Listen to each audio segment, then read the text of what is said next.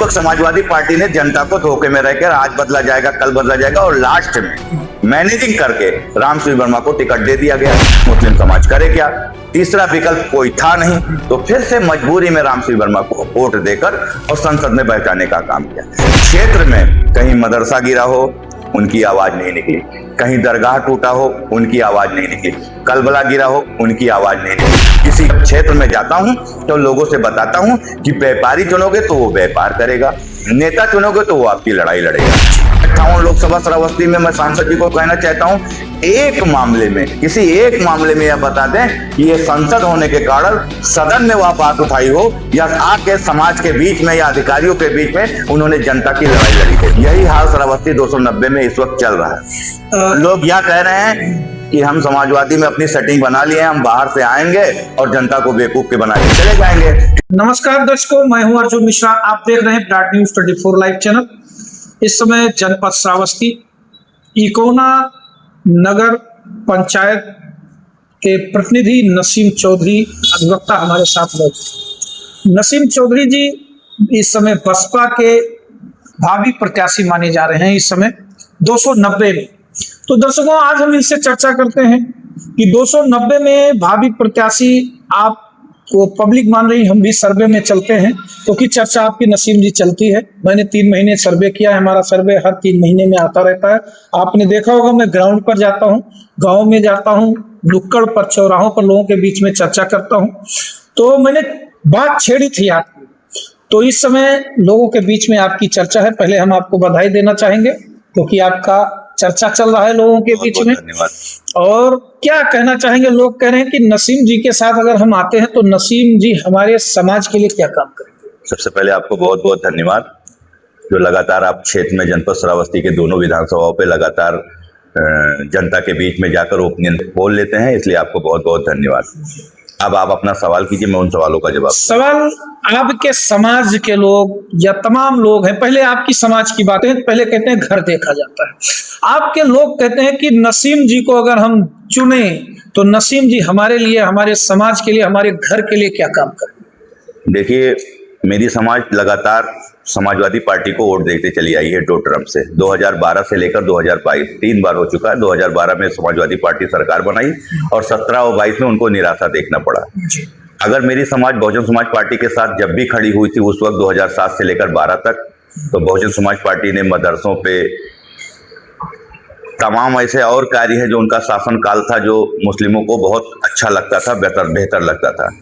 कुछ कमियां आई जिसकी वजह से SC/ST का मामला, कि तमाम लोग SC/ST का मामला लोग जो फर्जी तरीके से लगाते हैं, उसको बहन जी के पास जब यह बात पहुंची तो बहन जी को उसमें संशोधन किया कि 2 सबड़ की गवाही ली जाएगी, उसके बाद इस पर विवेचना चलेगा, उसके बाद SC/ST का मुकदमा लिखेगा। 12 में सरकार इसी विरोध पे सरकार चली जाती है। 12 के बाद 17 प्रयास करते हैं, 22 प्रयास करते हैं, लेकिन सरकार नहीं आ पाती है। आज हम अपने समाज के बीच में जाते हैं और उनको जातीय आंकड़ा बताते हैं, परसेंटेज आंकड़ा बताते हैं कि 22% इस उत्तर प्रदेश में दलित समाज का वोट है और 20%, 18 से लगभग 20% वोट हमारे मुस्लिम समाज का वोट है। अगर हम दोनों समाज को, वोटों को अगर जोड़ लेते हैं तो उत्तर प्रदेश में आने वाले समय में 27 में उत्तर प्रदेश की 5वीं बार मुख्यमंत्री आदरणीय सुश्री मायावती उत्तर प्रदेश की मुख्यमंत्री बन जाएंगी।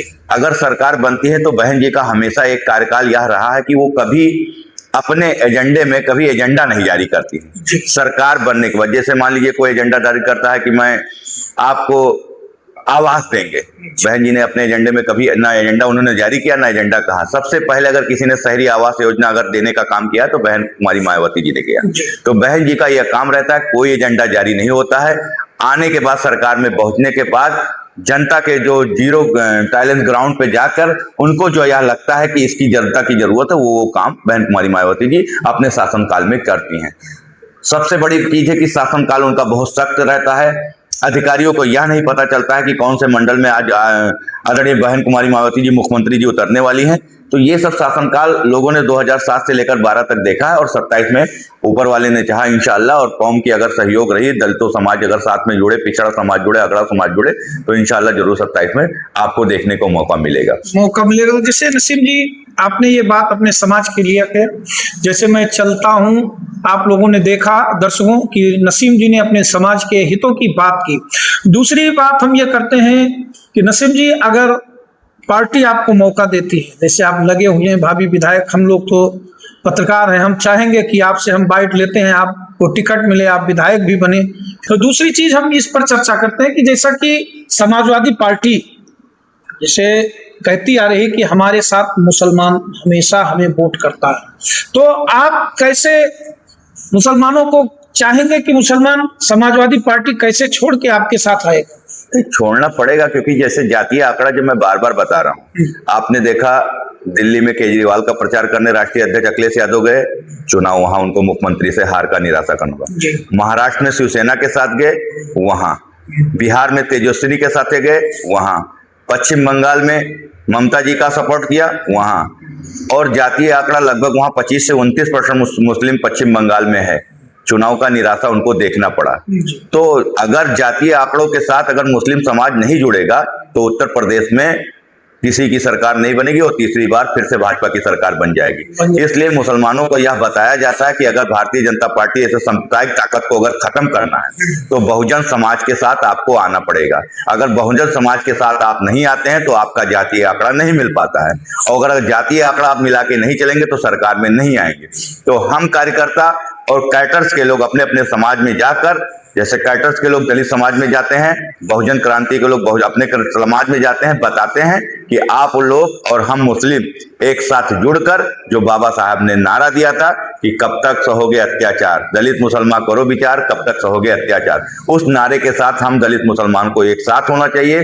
जब हम दलित मुसलमान एक साथ हो जाएंगे तो हमारे यूजीसी को लेकर जो सवर्ण समाज के लोग हैं, जो हमारे साथ आने के लिए तैयार हैं, जो ओबीसी वर्ग है, जिसको बहन जी ने कम से कम 114 जातियों को, ओबीसी को प्रदेश में नेतृत्व करने का, विधायक बनाने का और सदन में बैठने का मौका दिया, वो ओबीसी भी समाज हमारे साथ खड़ा है।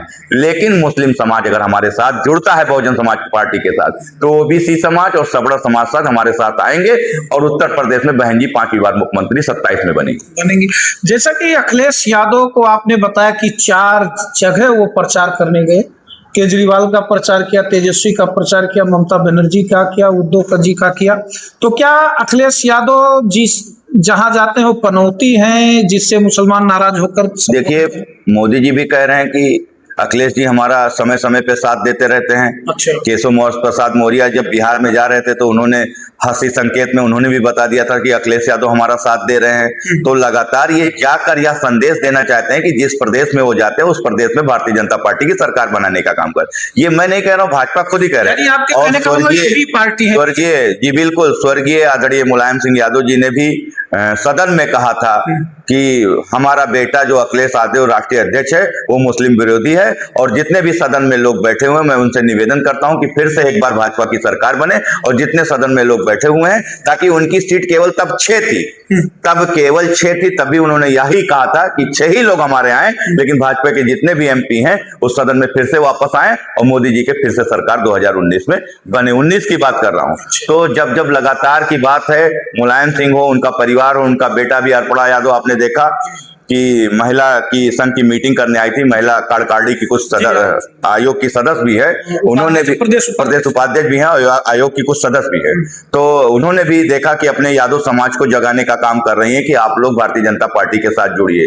तो मैं उस पर तो नहीं जा रहा हूं कि यादव समाज क्या कर रहा है, लेकिन मैं यह कहना जरूर चाह रहा हूं कि बार बार समाजवादी पार्टी, भारतीय जनता पार्टी सरकार बनाने में अंदर से बी टीम के रूप में काम कर रही है, और दूसरी सरकार न बन पाए इसलिए दूसरी सरकारों पर आरोप लगाती रहती है कि भारतीय जनता पार्टी सरकार में हमेशा बनी रहे। जैसे आजम खान के मुद्दों पर चर्चा तमाम हुआ, आपने भी सुना, तमाम मीडिया पे आया कि आजम खान से मिलने भी गए अखिलेश यादव जी। इधर तमाम आरोप जो है आए सामने खुलकर कि आजम खान हो सकता है बहन कुमारी मायावती जी के साथ भी आ जाएं, लेकिन इसको सुनते सुनते अखिलेश यादव पहले ही पहुंच गए। तो ऐसी दशा में क्या कहेंगे आप? देखिए, जहां तक मुझे ज्ञात है कि आजम खान जब तक जेल में थे तो राष्ट्रीय अध्यक्ष मुलाकात उन्होंने नहीं किया।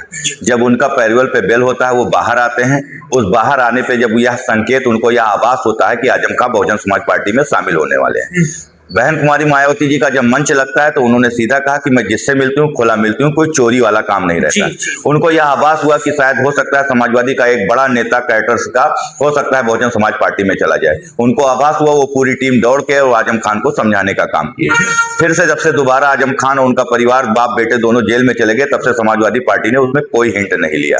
तो मैं सभी जो भी समाजवादी पार्टी में जो पीड़ित हैं, मुस्लिम विधायक हैं और तमाम जो पूर्व विधायक हैं मुस्लिम हैं, वो जानते हैं कि समाजवादी पार्टी में मुझे किस तरह का पीड़ित किया जाए। मैं उनसे भी आह्वान करूंगा कि आप बहुजन समाज पार्टी में आइए, आपका स्वागत है।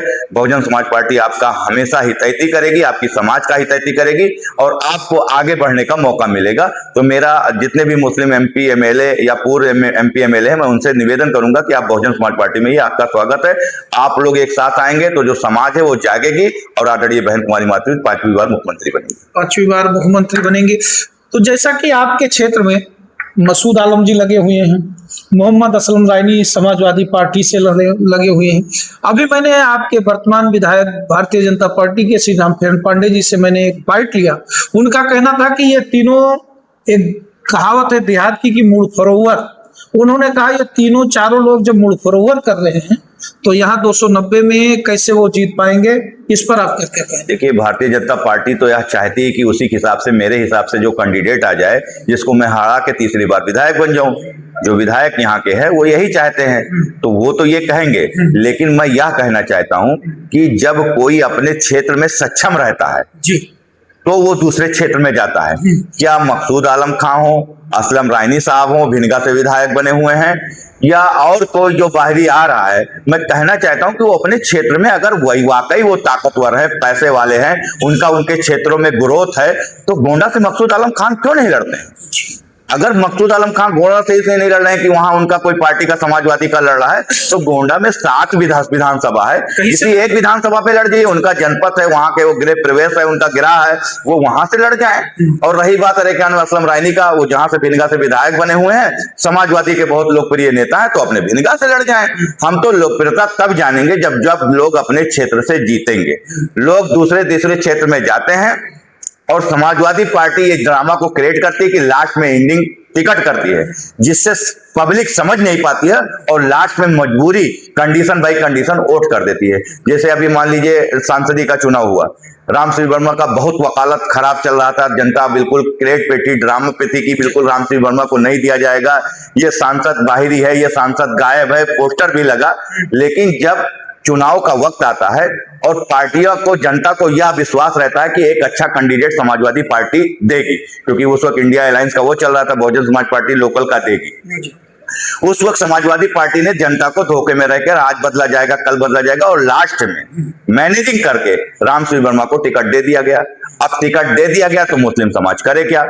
तीसरा विकल्प कोई था नहीं, तो फिर से मजबूरी में रामश्री वर्मा को वोट देकर और संसद में बैठाने का काम किया। आज वो संसद बन गए हैं, सांसद हो गए हैं। क्षेत्र में कहीं मदरसा गिरा हो, उनकी आवाज नहीं निकली, कहीं दरगाह टूटा हो, उनकी आवाज नहीं निकली, कलबला गिरा हो, उनकी आवाज नहीं निकली, किसी गरीब परिवार का मुस्लिम हो, हिंदू हो, उनकी आवाज नहीं निकली।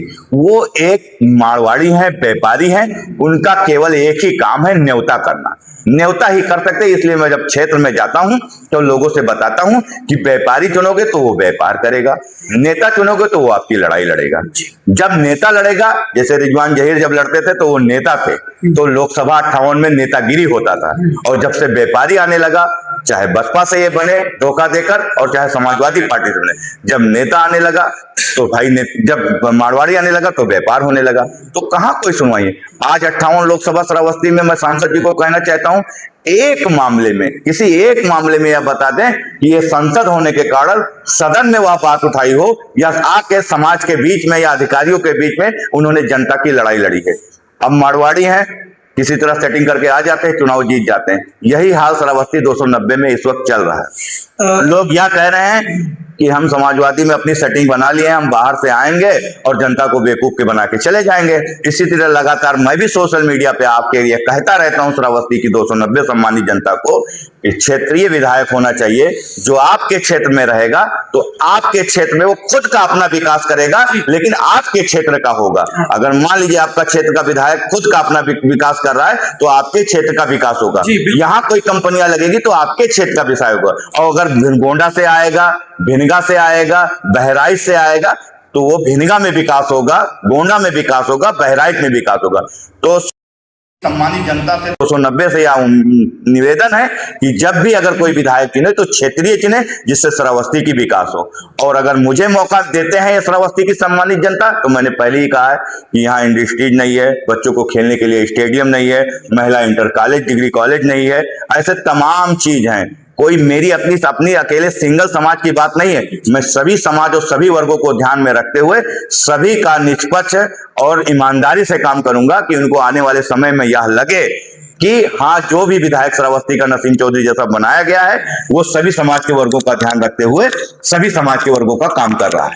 जी तो जैसा कि आपने ये बताया, वही आपके ही बात से एक जाहिर हुआ कि मैंने सुना कि राम शिरोमण के भाई चचेरे हैं या सगे हैं, कौन है शायद आपको जानकारी होगी, और हमने सुना कि वो भी यहाँ 290 में लगे हुए हैं टिकट के लिए। देखिए भाई, हम क्या कह रहे हैं कि राष्ट्रीय अध्यक्ष अखिलेश यादव, मैं उनके पार्टी पे नहीं जाना चाहता हूँ, लेकिन जब आप सवाल कर रहे हैं तो जवाब देना ही पड़ेगा। कभी किसी कार्यकर्ता को पार्टी को टिकट दिए? अगली बार उनको पता था कि जेबा वहां से चुनाव जीत जाएगी तुलसी पर्दे, उन्होंने टिकट नहीं दिया, व्यक्तिगत दुश्मनी अदा किया। क्योंकि रिजवान जहीर ने सीधा सीधा राष्ट्रीय अध्यक्ष को, आदरणीय मुख्यमंत्री को चैलेंज कर दिया, उनको कठिनाइयों का सामना झेलना पड़ा। रमजान साहब को यहाँ की जनता यह कह रही थी कि वो चुनाव जीत जाएंगे, यहाँ टिकट बदल दिया गया, असलम रायनी साहब को दे दिया गया, चुनाव यहाँ भी हार गया। ऐसे पूरे मंडल में करीब अगर 17 विधानसभा है तो 14 विधानसभाओं में उन्होंने गलत निर्णय लिया, और जो 3 विधानसभा है उन्होंने सही निर्णय लिया, 3 सीटें जीत गई। जब सीट बेचोगे, सीट व्यापार करोगे तो जाहिर सी बात है कि समाजवादी पार्टी चुनाव नहीं जीती, और वो व्यापार कर रही है। मैं तो उनसे कहूंगा कि एक बार इस बार और व्यापार कर ले, उसके बाद वो टिकट ना बिकने वाला है ना कोई खरीदने वाला है। आज जो समाजवादी के कार्यकर्ता लगे हुए हैं वो ठगे हुए हैं, उनके पास कोई विकल्प नहीं है। आज विकल्प तैयार हो गया है इस विधानसभा में। ऐसे आने वाले समय में हर विधानसभा में 7 महीनों के बीच में हर विधानसभा में विकल्प तैयार हो जाएगा। कार्यकर्ता जान जाएंगे और बहुजन समाज पार्टी के साथ जुड़ के वही कार्यकर्ता जो समाजवादी पार्टी में आज काम कर रहे हैं वो बहुजन समाजवादी पार्टी में जुड़कर और बहुजन समाज पार्टी को 27 में मुख्यमंत्री बनाने का काम करेंगे और हर जगह पे विधायक बनाने का काम करेंगे।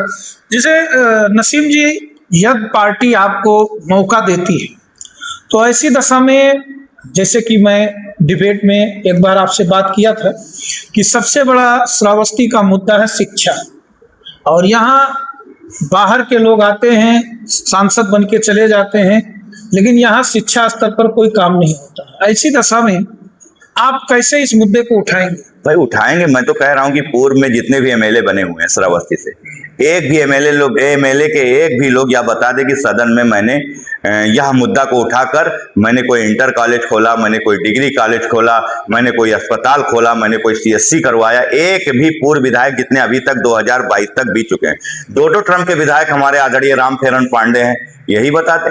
अब जब जाने का समय हो रहा है, जब जनता पूरी तरीके से जान चुकी है, तब वह यह कह रहे हैं कि अगली बार अगर हमें मौका मिलेगा तो हम स्कूल बनाने का काम करेंगे, डिग्री कॉलेज खोलाने का काम करेंगे, अस्पताल खोलेंगे। हमारे यहाँ तो यह भी नहीं कि कम से कम एक जनपद में एक अनाथ आश्रम हो जाए, कम से कम लोग बाहरी से आए तो कम से कम कोई जरूरत पड़े या कोई परिवार से आकर कोई अनाथ हो जाए तो उस अनाथ आश्रम में रहकर जीविका अपनी कर सकता है। वैसे तमाम जैसे समस्याएं, शिक्षा के नाम पे तो आप जानते हैं कि 0 स्तर पे है श्रावस्ती जनपद। तो अगर हमें मौका मिलेगा तो सबसे पहले मैं शिक्षा पे ही ध्यान दूंगा। मेरा एक मूल मंत्र है, कम खाओ गम खाओ, शिक्षा हर परिवार को दिलाने का काम करो। अगर आप 500 रुपए की दिहाड़ी करते हैं तो उसमें 300 रुपया शिक्षा के नाम से निकाल लो। जिस दिन तुम्हारा बेटा और परिवार तुम्हारा शिक्षित हो जाएगा उस दिन तुम्हारे घर से गरीबी खत्म हो जाएगी। आपका बेटा मजदूरी करता था, आप मजदूरी कर रहे हो, आपके दादा मजदूरी कर रहे हैं, ये पीढ़ी बाई पीढ़ी चलती आ रहेगी। अगर वो मजदूर, वो किसान, वो नौजवान शिक्षा के नाम पे अगर 500 रुपए दिहाड़ी की मजदूरी करते हैं और 300 शिक्षा के रुपए के नाम से निकाल लें, सबकी गरीबी खत्म हो जाएगी। तो शिक्षा पे मेरा प्रथम विरेता रहेगा। मैं अगर सदन में जाऊंगा तो सबसे पहले शिक्षा पे ही काम करूंगा। इस बात को वीडियो रिकॉर्डिंग रखना, क्योंकि 7 महीने का समय है। मैं जानता हूं कि जनता मुझे मौका देगी। उसी मौके का मैं जब भी विधायक बनूंगा, उस मौके को, इस वीडियो को उस वक्त चालू करना और मुझसे साल भर में पूछना कि आपने शिक्षा के स्तर पर क्या काम किया है। मैं पूरा प्रयास करूंगा। नगर में पत्नी को मेरे मौका मिला, मैं नगर में जितने भी वादे किया, लगभग 3 सालों में 60 से 65% वादों को मैं पूरा करके आया। जब भी मीडिया आती है मेरे नगर पंचायत संबंध कोई सवाल नहीं करती है, लेकिन मैं नगर पंचायत को अवगत कराते हुए नगर पंचायत की सम्मानित जनता को यह कहता हूं कि हमारे यहाँ सबसे बड़ी समस्या जल निकासी की थी। जी। जल निकासी की टेंडर 11.5 करोड़ की हुई है। अभी बरसात आने से पहले बारिश हो गई, पानी का सामना करना पड़ा, क्योंकि जो नाले हैं वो कनेक्टिविटी अभी जुड़ी नहीं है। जी। आने वाले जो बरसात का जो मौसम का समय रहेगा, उस समय आने से पहले नाले की जो कनेक्टिविटी है वो जुड़ जाएगी। सीधा नाले का पानी हीरो होंडा एजेंसी के पास एक चैम्बर बनेगा, क्योंकि हमारा नगर पंचायत एक गड्ढे में डूबा, मतलब गड्ढे में के हिसाब से है, ऊंचाई के हिसाब से लेवल पटैया पुल पे पानी नहीं जा सकती। तो वहां एक चैम्बर कुआं की तरह बनाया जाएगा और ऑटोमेटिक जैसे उस कुएं में पानी भरेगा, वो ऑटोमेटिक दूसरे वाले नाले में कन्वर्ट करती रहेगी। सीधा पानी हमारा पटैया पुल, जो हमारे नगर पंचायत से सीमा से 3-4 किलोमीटर के दूरी पे है। सारे नाले लगभग 90 और 75% बन चुके हैं। 15-20% जो बचे हैं, जो कनेक्टिविटी जोड़ना है, जो नाले से नाले को जोड़ना है, वो कनेक्टिविटी जुड़ जाए। आने वाले समय बरसात में ही आकर मुझसे यह सवाल कर लेना कि आज नगर पंचायत में पानी क्यों नहीं। सबसे बड़ी समस्या यही, सबसे बड़ी समस्या यही। पानी की समस्या हर जगह होती है। रोड की समस्या जो हमारे नगर पंचायत में थी, पीडब्ल्यूडी को पत्र लिखा गया। पीडब्ल्यूडी ने हमारे संजय पार्क से लेकर और ये यहाँ काटा तक किया, हमारे जगतजीत इंटर कॉलेज से वहां तक किया। नाले की समस्या जो हमारे नगर के सीमा में आता था वो हमने किया। जो गली गली में रोडे जाने का काम हो वो हमने किया। हमने केवल 70 वर्गों में 55 वर्ग हमने कंप्लीट कर लिया, जो फाइनल हो चुका है, और 15-20 वर्ग जो हमारे बचे हैं, 15 वर्ग, वो अभी काम पे लगे हैं। फिर मैं इसी महीने हो सकता है 5-7 करोड़ का फिर टेंडर लगाऊंगा, जो नाली का संबंधित है, जो हमारे बिलाक से लेकर और दुर्गा मंदिर तक है। तो धीरे धीरे काम वर्क पे हो रहे हैं, हम काम कर रहे हैं। अगर हमें हमारी श्रावस्ती की सम्मानित जनता अगर हमें मौका देगी तो पूर्ण विश्वास से कह रहा हूं, या वीडियो हम सभी से कह रहा हूं, रिकॉर्डिंग करके धर लेना इस चीज को। कभी अगर समय आएगा, मैं विधायक बना इंशाल्लाह, तो आप मेरे से ये सवाल कह सकते हैं कि आपने शिक्षा के स्तर पे क्या किया, ग्राउंड लेवल पे आपने क्या किया। आपने कहा था मैं स्टेडियम कराऊंगा, आपने कहा था मैं कारखाना लगाऊंगा। मैं वादा करता हूं कि श्रावस्ती में चाहे छोटा कारखाना लगेगा, चाहे 100, 200, 500, 1000 लोगों को यहाँ नौकरियां मिलेगी, लेकिन अपने कार्यकाल में एक कारखाना लगाकर जरूर यहाँ के 1000-500 लोगों को नौकरी देने का काम करूंगा। जिसकी जितनी शिक्षा रहेगी उसी के हिसाब से उनको, योग्यता के हिसाब से उनको नौकरियां मिलेंगी। तो दर्शकों, आप सुन रहे हैं, इस वीडियो को सेव करके रख लीजिए। अगर इनको मौका मिलता है, इनसे सवाल हम पूछेंगे, आप भी पूछ सकते हैं। दूसरी चीज हम ये जानना चाहेंगे नसीम जी कि समाजवादी पार्टी और कांग्रेस का गठबंधन यहाँ क्या गुल खिलाएगा। जैसे कि हमने कांग्रेसियों से पूछा, यहाँ के जो लोग हैं, कि क्या आपके लोग जो मेहनत कर रहे हैं, क्या आपके लोग यहाँ से चुनाव लड़ेंगे, कि ऐसे ही जो है समाजवादी के साथ गठबंधन करेंगे, दरी बिछाने का काम करेंगे, ऐसे में क्या कहना? देखिए, जहां रही बात कांग्रेस की, कांग्रेस ने लगातार गठबंधन किया है। बिहार में किया, महाराष्ट्र में किया, ऐसे कई प्रदेशों में उन्होंने गठबंधन का काम किया है। गठबंधन से कोई नतीजा नहीं निकला। मैं भी कांग्रेस का जिला अध्यक्ष था, 8 साल काम किया है। मैं इसीलिए पार्टी को छोड़ा कि लगातार कांग्रेस पार्टी गठबंधन करती है, और जो कार्यकर्ता 5 साल मेहनत करता है और गांव-गांव में जाकर कांग्रेस के झंडों को आगे करने का काम करता है। कांग्रेस पार्टी में बने रहने के लिए 2, 4, 10 सीट, 15 सीट लेकर चुनाव लड़ती है, और 2-3 एमएलए उनके हो जाते हैं। इसी में वो जिंदा रहने का काम करती है कांग्रेस। इसीलिए मैंने कांग्रेस पार्टी को छोड़ दिया कि जब कांग्रेस में काम करो और वक्त आए तो वो गठबंधन कर ले, और गठबंधन का नतीजा यह होता है कि जो कार्यकर्ता काम करते हैं 500 साल, उनको निराश का सामना करना पड़ता है। तो कितना भी गठबंधन कर ले, उससे कोई मतलब नहीं है। एक ही बात है, और एक ही बात सत्य है, कड़वा सत्य है, कि दलित और मुस्लिम समाज जब इकट्ठा होगा तब भी भारतीय जनता पार्टी प्रदेश और देश में जाएगी। आज इकट्ठा हो तो हो, कल हो तो हो, परसों हो तो हो, होना पड़ेगा। अगर भाजपा को हटाना है, इस सांप्रदायिक ताकत को खत्म करना है, तो बीएसपी के साथ मुस्लिम समाज, ओबीसी समाज, सवर्ण समाज को जुटना होगा। सबसे पहले मुस्लिम समाज जो सबसे ज्यादा पीड़ित है, उससे मैं यह कह रहा हूं कि अगर आप इकट्ठा नहीं होगे तो आपको इस कठिनाइयों का सामना 5 साल और करना पड़ेगा। रही बात कि नए जो समाजवादी पार्टी के लोग कह रहे हैं, तो समाजवादी के पार्टी के लोग इस चीज को, जैसे किसी से पूछो तो कह रहे हैं यार कौन बसपा को वोट देगा, हर जनरेट लगाएंगे। तो मैंने उनसे कहा, जिससे मुझसे सवाल किया, तो हमने कहा क्या समाजवादी पार्टी में हर जनरेट नहीं लगता था? क्या नियम था? भारतीय जनता पार्टी में हर जनरेट नहीं लगता है?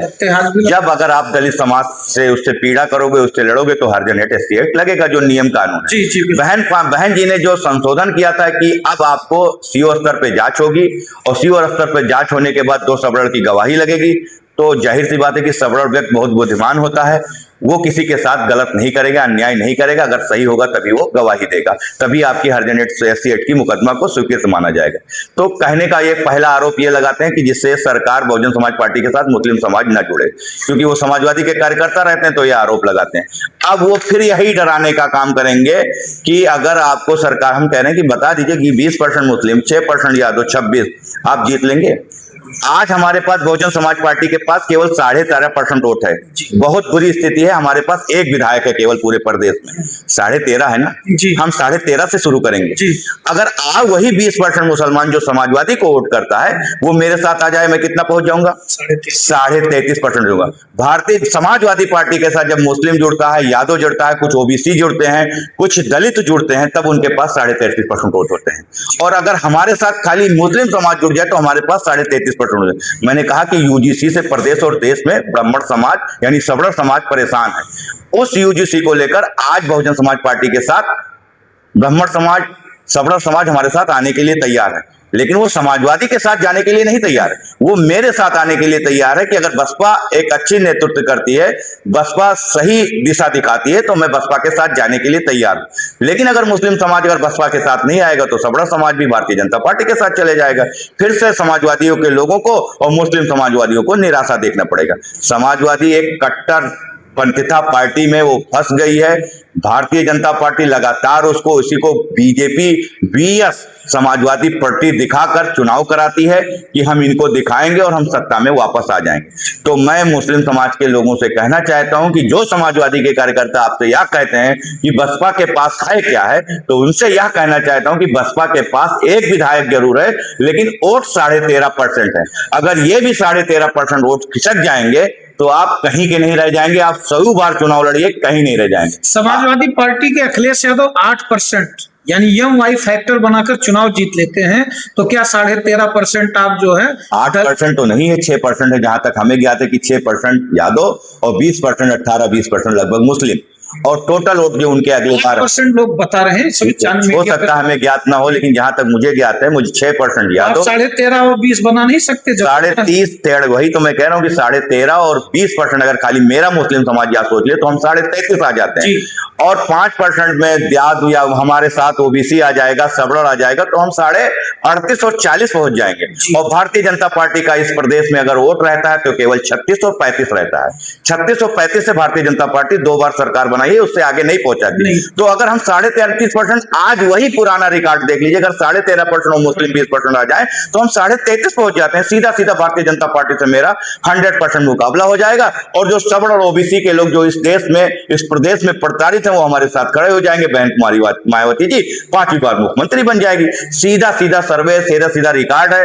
अब जनता तक मेरी बात नहीं पहुंच पाती है, इसलिए आप जैसे मीडिया के लोगों को जो निष्पक्ष और ईमानदारी से दिखाते हैं, उनके पास जाते हैं, अपनी बातों को बताते हैं। वो भी नहीं सुनेंगे तो हम अपना सोशल मीडिया पे, अपने दोस्तों के सोशल मीडिया पे, तमाम ट्विटर पे आकर इन आंकड़ों को अपने समाज तक भेजने का काम करते हैं कि सही दिशा आपको दिखाने का काम। आपने आंकड़ा बहुत अच्छा समझाया। जो मुस्लिम समाज आपका पूछता था हमसे ग्राउंड पर कि नसीम चौधरी को हम वोट कैसे, तो ये चीजें आपने उनको समझाया। दर्शकों आपने देखा, क्योंकि जब 8% पर जो है यम वाई फैक्टर बनाकर अखिलेश यादव जी अपनी सरकार यूपी में बना सकते हैं, तो क्या नसीम चौधरी जी का कहना है कि जो सरकार आपके हित की बात नहीं करती, एक बार बहन मायावती जी को सरकार बनाइए, क्योंकि 13.5% वोट हमारे पास बैलेंस है और 20% मुस्लिम है। अगर हमारे साथ आप आते हैं तो MY फैक्टर से हम ज्यादा हैं। 13.5% हमारा बैलेंस है जो अभी तक का जो रिकॉर्ड है, और हमारे जो वोटर हैं दलित समाज के 22% है। 22 और 20 का अगर हम गठजोड़ करेंगे 200 क्या है, हम 300 के पार जाएंगे। अगर दलित समाज और मुस्लिम समाज एक मुश्त होकर एक बटन पे, हाथी पे, नीले वाले झंडे पे दबा दे, 300 के पार अगर हम नहीं जाए, दोबारा राजनीति नहीं करूंगा, क्षेत्र में नहीं आऊंगा, मीडिया के सामने नहीं आऊंगा। एक बार उत्तर प्रदेश का मुस्लिम जो समाजवादी पार्टी में काम कर रहे हैं वो केवल अंदर से सिस्टम से, अगर हमारे पार्टी में नहीं भी आना चाहते, हमारे साथ चुप के अंदर से जुड़ के अगर काम कर दें तो आने वाले समय में 300 के पार हम जाएंगे। बहन जी ने तो 226 का नारा दिया कि 403 की तैयारी है, 226 हमारी है, लेकिन मैं आपको वादा करता हूं कि 300 के पार जाएंगे, क्योंकि हमारा जो रिकॉर्ड है वोट का, उस वोट को मैंने बताया कि हमारा वही रिकॉर्ड मान ले समाजवादी पार्टी जो 13.5% हम अभी तक पाते आए हैं, जो अगली बार आखिरी कंडीशन में हमारे पास एक ही विधायक रह गया था, तब भी हमारे पास उत्तर प्रदेश में 13.5% वोट है। अगर किसी को मेरी बातों अगर झूठ लगता है तो गूगल पे जाके यह सर्च कर लेगा कि बहुजन समाजवादी पार्टी के पास कितने वोट और कितनी सीटें बची हुई हैं। एक सीट हमारे पास बची है, लेकिन वोट हमारे 13.5% है। हम 100 सीट पे जो अगली बार हारे भी थे बहुजन समाज पार्टी 2022 में, जिसको भारतीय जनता पार्टी ने और समाजवादी ने ड्रामा क्रिएट किया था कि हमारी लड़ाई सीधा समाजवादी पार्टी से है, उसमें भी हम 1000 से लेकर और 500 तक वोट से हारे थे। वो 100 सीट हम तो 100% इस बार जीतेंगे, क्योंकि जनता जान चुकी है। और वो भी ऐसा नहीं है कि हिंदू समाज में ओबीसी समाज, सबड़र समाज भारतीय जनता पार्टी से प्रताड़ित नहीं है। आप देख रहे हैं, चाहे डीजल हो, चाहे पेट्रोल हो, चाहे गैस हो, हर मामले में भारतीय जनता पार्टी ने हमारे देश, सम्मानित देशवासियों को लाइन में लगाने का काम किया। चाहे बैंक में, आज बैंक में चले जाइए, आपको 1 लाख रुपए की जरूरत होगी, नहीं मिलेगी, कहेंगे ट्रांसफर ले लीजिए। आप गैस पे चले जाइए, गैस तो आपको मिल ही नहीं रहा, और खुद ही अधिकारी आप बता रहा है कि गैस की हमारे पास किल्लत है। इसीलिए सरकार ने हमें जो 30 दिन में हमें गैस की डिलीवरी करते थे वो 45 दिन कर दिए। तो ये सारी समस्या बहुत है, लेकिन जब चुनाव होगा, अगर चुनाव भारतीय जनता पार्टी ने फिर से समाजवादी BS या समाजवादी ने भारतीय जनता BS बनाने का काम किया, तो इसीलिए जनता के बीच में आकर यह कहना चाहता हूं कि उस ड्रामे के क्रेट में ना पड़े। बार बार कहता हूं, मोबाइल में जो आप देखना चाहोगे वही आपको मोबाइल दिखाएगी। ये कंप्यूटर है, जो आप देखना चाहोगे ये आपको दिखाएगी। आप उस चीज को देखना छोड़ दीजिए, आप आंकड़ों को देखिए, और आंकड़ों को आप देखेंगे सीधा सरकार में आएंगे। कोई सांप्रदायिक ताकत भारतीय जनता पार्टी कितनी भी हिंदू मुसलमान कर ले, अगड़ा पिछड़ा कर ले, बहुजन समाज पार्टी को कोई नहीं रोक सकता। और दलित समाज अब पूरी तरीके से उत्तर प्रदेश में जाग चुका है, उसको कोई नहीं रखता। जो 13.5% का वोट कह रहे थे, इस बार जब 27 में चुनाव होगा तो वो 20 और 22% अकेले दलित के बल पे जाएगी। ये मैं गारंटी के साथ कह रहा हूं। अगर मेरा समाज अगर जान लिया तो सरकार में वो जरूर आएगा, 27 में जरूर आएगा। तो दर्शकों, इन्हीं मुद्दों पर हमने आज बात किया, क्योंकि भावी प्रत्याशी हैं 290 श्रावस्ती विधानसभा के नसीम चौधरी जी। और आज आपने एक आंकड़ा जो है, मोटा मोटा आंकड़ा, बहुत बेहतर आप लोगों तक पहुंचाया है। तो मुस्लिम समाज के लोगों से नसीम चौधरी जी की अपील है कि आप सब इकट्ठे होइए, क्योंकि हमारे पास वोट बैलेंस है और उस वोट बैलेंस को जीत में कन्वर्ट करना है। और आप लोग अगर इकट्ठे आते हैं तो बहन जी की सरकार बनेगी, क्योंकि बहन जी ने UGC के मुद्दे पर बात रखी थी और सवर्ण मायावती जी के साथ जाने को तैयार है, लेकिन अखिलेश यादव के साथ जाने के लिए नहीं तैयार है। ये नसीम चौधरी जी नहीं कह रहे हैं, ये सवर्णों ने कहा है। इन चीजों पर तमाम सोशल मीडिया प्लेटफॉर्म पर, तमाम मीडिया चैनलों में लोगों ने ये बात रखी है कि हम अखिलेश जी के साथ नहीं रहना चाहेंगे, लेकिन हम मायावती जी के साथ जरूर जाना चाहेंगे। तो ऐसी दशा में नसीम जी ने जो मोटा मोटा एक गणित रखा, अगर इस गणित पर सही चीजें उतरती हैं तो 2027 में वाकई में मायावती जी मुख्यमंत्री बन सकती हैं। तो दर्शकों, चैनल को सब्सक्राइब करें, वीडियो को ज्यादा से ज्यादा शेयर करें, ताकि ये बात सभी लोगों के समझ में आए। तो देखते रहें विराट न्यूज 24 लाइव चैनल। धन्यवाद।